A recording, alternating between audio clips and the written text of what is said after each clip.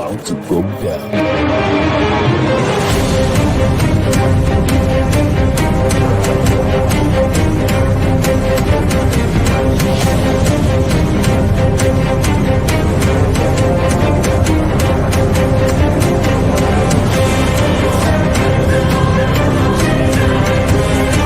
It's lovely pass, and nearly turns cleverly. Can he find a finish? Oh, he can! Skill by Joshua, and a return right hand. Good counter right. Bullen is hurt. Second right hand. That clipped him as well. Now he goes in for the kill. Well, Ricciardo is inching into the lead, and Ricciardo that win the Italian Grand Prix! Iguodala running the floor.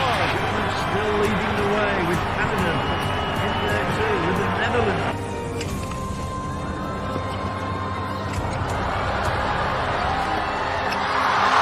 And Musa makes it 4 goals in 2 World Cup matches.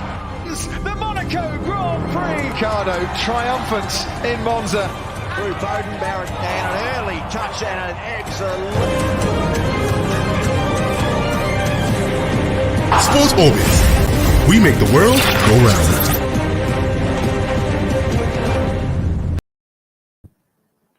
The Super Falcons of Nigeria have finally booked a ticket to Morocco 2022 with a 1-0 victory over the Lady Elephants of Cote d'Ivoire right there in Abidjan, 3-0 on aggregate. That's how I welcome you to today's episode of Sports Orbit. My name is Afacho and Salifu Usman is here with me. Salifu, welcome to Sports Orbit. Yeah, thank you, and sincerely apologize for starting the show behind schedule, just due to some circumstances we are on through. So, thank God what we are back on air. Yeah. All right, we'll begin with the story from the camp of the Super Falcons, where they booked their passage to Morocco 2022 after a 1-0 victory over Ivory Coast yesterday. Recall that in the first leg of that encounter played right here in the Moshood Abiola Stadium, Abuja, the Super Falcons won that 1-2-0 and went away to win 1-0, making it 3-0 on aggregate. So with that result, the Super Falcons have qualified for their 12th African Women Cup of Nations. Salifu, congratulations to the Super Falcons. We all know how it started initially from the Aisha Buhari Cup, where they're wobbling and fumbling, but finally they have sealed a ticket to AWCON 2022. Yeah, I started to see the ticket, but it appeared that Super Falcons are beginning to get their acts together after the disappointing performance in the Outer Buhari tournament. And congratulations to the team. Without Ushuala, they still get the job done in Abidjan. And I was not surprised that they was able to beat Ivorian both home and away. And to me, that is a perfect revenge against Ivoria. Now was the Olympic ticket. Yeah, absolutely. That was a perfect revenge. And now, Coach Randy Warren and his technical crew now have a full job, have their hands full. So the focus now is the AWCON proper. And to some extent, the World Cup. Yeah, the World Cup, also qualified for AWCON. So, and one group should be aware that yes, previous coaches, his predecessors, all his predecessors have all went to the AWCON and came with the trophy. So he can go for anything less than the trophy. And the trophy, which is not the trophy, is not even our most the expected ultimate. He should know that he can't get anything less than the trophy. So he should have it should be for the Super Falcons. That's been the standard. That is the standard. So he can't lower the standard. For that way, he can't lower the standard. But the ultimate is at the ultimate, and why they give him the job is to show that his Falcons pick the World Cup qualifier and get to the World Cup proper and finish among the top 4. Yes, we may not give the title to win the World Cup, but at least get us to the semi-final of the World Cup. So congratulations to the Super Falcons.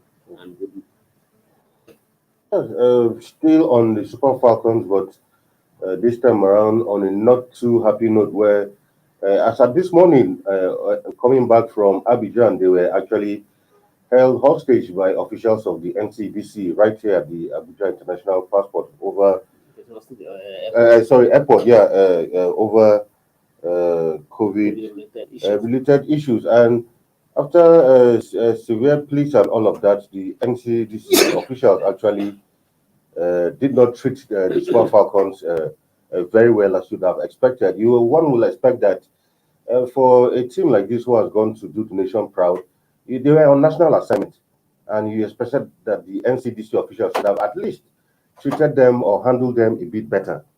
but it wasn't really a good sight to behold this morning. Yeah, it wasn't. It was quite disappointing for Nigerians to see their national teams, women national team, who just went to represent the country on a national assignment, just like say, and only to return back to their own country, not to another person country, but to their own country, and then held hostage for more than 3 hours at their own national, at their own state airport. So it was quite disappointing, and this is a country. If the same treatment is meted to them by other national, we could have complained now. But for our, you see them to the Nigerian national team. So constant demand, as far as you see them with the national color, constant should be treated special. Yes, the NDCC, NCDC, we're not blaming them for doing their job. They need to do their job. All we're trying to do is to prevent COVID, to escalation of COVID or spread of COVID. But as far as you see them on the national duty, see them with the national color, whatever job or whatever, anybody at the airport can still wait, treated those boys with all the special treatment they deserve, and make sure that you clear them before any other thing, but not to hold them hosting alongside other travelers who are traveling who are holding them hosting. But like when we approached the Nigerian Football Federation, and what they were meant to understand that, particularly the Nigerian Football Federation explained that yes, that they on their own part, being responsible organizations, they did all they could and provide all the necessary information and everything that they all the necessary requirements that concern the team. But what happened at the airport this morning was totally beyond them. According to the Secretary of the Nigerian Football Federation, Dr. Mohammed Sanusi, he said they have the protocol of NFF at the airport, and all the protocol of NFF provide all the necessary information, all the necessary statistics, and everything that is required of the team. Everything was provided for this way. But it was according to him, and it was unfortunate that there are other group travelers who were also coming to the airport at the same time the Super Falcons were arriving at the airport. And those group, according to Sanusi, by his word, that those groups were trying to play smart. That's why that irritated the NCC officials. Well, okay, everybody should be treated accordingly, and that what led to the delay, according to him. So, but yes, just I said earlier that as far as these officials are Nigerians, and NCC officials to recognize the Super Falcons players, to recognize the Nigerian national team players, seeing them as in the national color, coming from particularly where they played match yesterday and returning from their country. Yeah, even though there's another group, just like Dr. Sanusi, coming to the country and try to be smart, you have every reason to hold those people down and attend to your own national team first. Super Falcons, the national team player should come first before any other team. All right. We hope that this kind of treatment given to people who you consider as national heroes, there are better ways of doing this job. Yes, the NCDC, they have the mandate to do this, but there are better ways of going about this kind of issues. Away from that, now to next story, where Emmanuel Dennis actually will likely make a return when Nigeria takes on Ghana in that crucial World Cup qualifiers. This, as was made known as a result of, recall that NFF President Ahmad Pinnick, alongside the technical crew of the Super Eagles, were in London sometime last week to have a talk with some players. And Emmanuel Dennis was one of them who they met, and they actually assured him that he has a part play in the Super Eagles moving forward. Well, we wish him well. We hope that when he came, we hope that if he did, but one, I thank you. Many of us also be conscious. I mean, the also be conscious not to be treating any player so special. But if he's coming to the team, he should come into the team on merit. Absolutely. He's coming to the team on merit, not just because of because he's in Watford, he's playing for Watford, he's scoring goal and scoring goal. No, he should come to the moment. Let's say he come to the national team, prove himself, and if he deserves a shirt, you give him a shirt and deliver on the assignment, but not giving the special treatment at the expense of the old player who are already playing. I agree with you. Away from that, now to basketball, where the ball basketball tournament has been on, and FCT had Rockers actually defeated Nigerian Customs in that game, which was played yesterday. And of course, in other matches also, Plateau Pigs defeated Niger Potters, and Niger Potters are now sixth on the position, while Plateau Pigs are seventh. So, you've been following Mark the Ball competition. We know that apart from this, is almost becoming like the unofficial basketball league in Nigeria, you know, and kudos to Igor Chobak, the president of the MBBF of the other faction, if I may say. But I mean, good job he's done in putting up this competition. And the interesting part is that he's been able to sustain it over the years and is growing bigger and better. Yeah, good job in this. I will commend him for what he's doing. And just like you say, unofficial basketball league. Yeah. And to me, whatever it is, for me, unofficial, but to me, that's the league we have at the moment. Because we have all the national teams, all the clubs, all the clubs, 24 clubs, 24 basketball clubs competing in the match ball. And all of them are not just clubs, they're all Premier League club who play a top ranked Nigerian basketball league. Then, before in the last 4 years, we don't have in the league. But kudos to the coach who have come to the rescue of the players, not to rescue of the players, come to the rescue of the coach, the teacher, the referee, who are the idol for 4 years.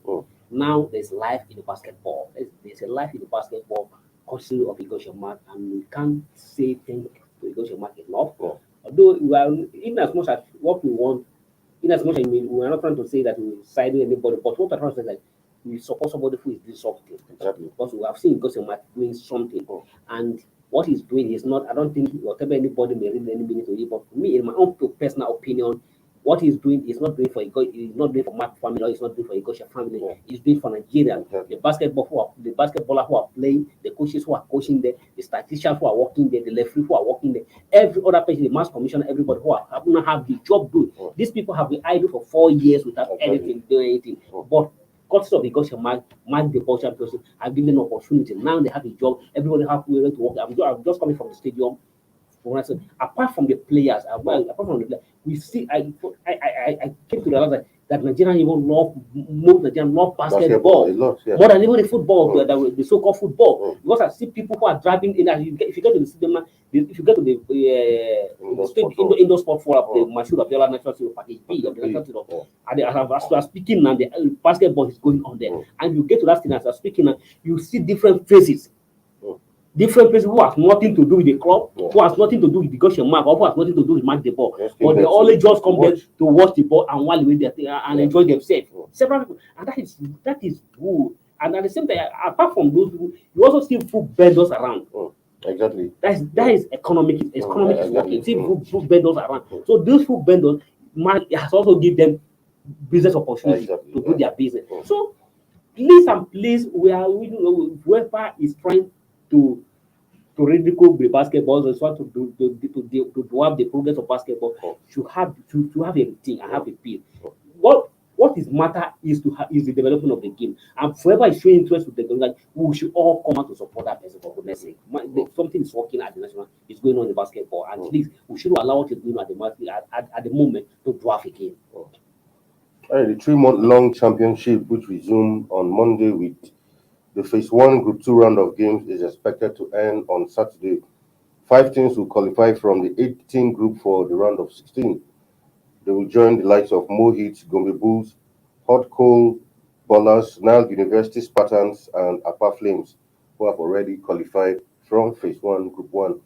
Onto our next story now, a bit of transfer news where Leicester City are planning to give Nigerian midfielder Wilfred Ndidi a new deal. Actually, this will be a long-term contract. Recall that so far, the Nigerian international, currently in 6th year at the King Power Stadium, has made 201 appearances in all competitions since January 2017. Although the contract will end in 2024, the renewal might likely take place at the end of the season. I think good one for Wilfred Ndidi, and that shows how much the value Leicester has actually, and confidence they've actually placed in him. Yes, good one for Wilfred, but good one to Leicester than good one to Wilfred.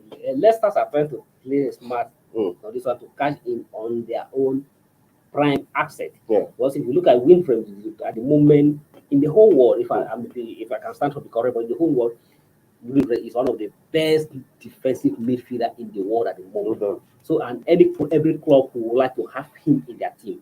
And there's a rumor that even that Manchester United, Real Madrid, several clubs have been mentioned linking to him. So Leicester are trying to wait for this interest. And if they couldn't waive off this interest.